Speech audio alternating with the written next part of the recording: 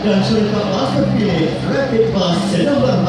Bas Selangor ini merupakan perkhidmatan bas percuma yang disediakan oleh Kerajaan Negeri Selangor berkonsepkan mesra rakyat, diilhamkan oleh Yang Amat Berhormat Datuk Menteri Besar Selangor dan telah dilancarkan pada 1 Julai 2015. Perkhidmatan bas Selangor itu disediakan di kawasan pentadbiran Majlis Bandaraya Shah Alam, Majlis Perbandaran Sibanjaya dan Majlis Perbandaran Kelang.